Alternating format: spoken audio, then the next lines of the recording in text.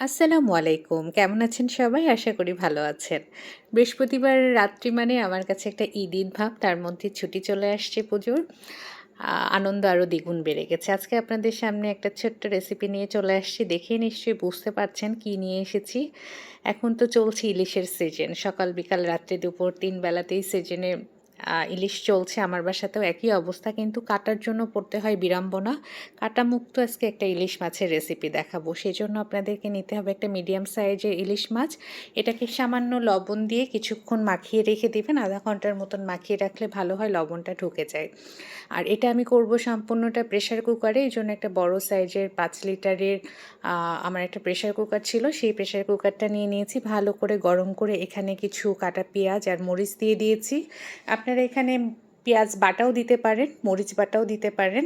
এটা অপশনাল। আর যদি ইচ্ছা না করে তাহলে আপনি এরকমভাবে কেটে কেটেই দিয়ে দিতে পারেন। যেহেতু এটা প্রেশারে রান্না হবে এজন্য সিদ্ধ হয়ে যাবে। এরপরে এখানে সামান্য একটু আদা বাটা অ্যাড করে দিয়েছি। এখানে আমি কোনো রসুন দিব না, জাস্ট একটু আদা বাটা। শুকনা মরিচ দিলাম কালারের জন্য। আপনারা যদি স্কিপ করতে চান করতে পারেন। কাঁচা মরিচ দিয়েও এটা খুব ভালো লাগে। এরপরে সামান্য পরিমাণে হলুদ দিয়ে দিবেন। আর সাথে কিছুটা জিরার গুঁড়া দিবেন, আর ধনিয়ার গুঁড়া আর লবণ। আর সাধারণত আমি যে ইলিশ রান্না করি সেখানে কিন্তু এত মশলা দেই না। আমি জাস্ট পেঁয়াজ, কাঁচামরিচ, সরিষার তেল, লবণ, হলুদ দিয়েই রান্না করি। কিন্তু এটা প্রেশারে করব, প্রেশারের একটা গন্ধ থাকে, সেজন্য হালকা করে মশলাটা দিলে খুব ভালো লাগে। এরপরে ভালো করে মশলাটাকে কষিয়ে নিতে হবে একটু সময় নিয়ে।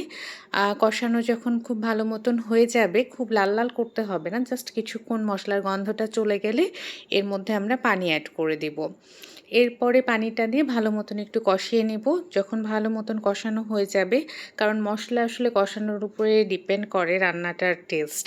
এই জন্য এটা ভালো করে যখন মিক্সড আপ হয়ে যাবে, এরপরে মাছটা আমরা দিয়ে দেব। মাছটা দিয়ে দেওয়ার প্রেশার কুকারে করার উদ্দেশ্যই হচ্ছে কাঁটাগুলোকে একদম নরম করে ফেলা। মাছটা দিয়ে আপনাকে কোনো কষাতে আর হবে না। মাছটা দেওয়ার পরে জাস্ট এখানে পরিমাণ মতন পানি দিয়ে দিতে হবে। কি পরিমাণে পানি দিতে হবে আমি দেখাই দিচ্ছি। এর চেয়ে খুব একটা বেশি দিবেন না, এমন পরিমাণে দিবেন যেন এটা সাঁতার কাটতে পারে। এই জন্য এটাকে একেবারে ভর্তি করে আমরা পানি দিব না, মাছের উপরটা জাস্ট একটু দেখা যাবে এই পরিমাণে পানিটা দিব।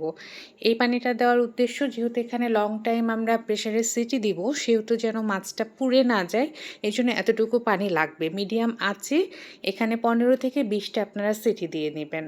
সিটি দিলে মাছটা খুব সুন্দরভাবে যদি তুলতে পারেন, ভেঙে যাবে না, কিন্তু খুব সুন্দরভাবে কাঁটাগুলো গলে যাবে। এই তো ১৫-২০টা সিটি দেওয়ার পরে আমার মাছের আউটলুকটা এরকম এসছে। গোটাটাই আমি তুলতে পেরেছি। তুলতে একটু কষ্ট হয়, তবে এরকমভাবে তোলা যায়। আর বেশি বড় মাছ হলে আপনারা মাঝখান থেকে কেটে ফেলতে পারেন। কেটে ২ অংশ করেও আপনারা রান্না করতে পারেন। এই তো তৈরি হয়ে গেল মজাদার ইলিশ ভাপা।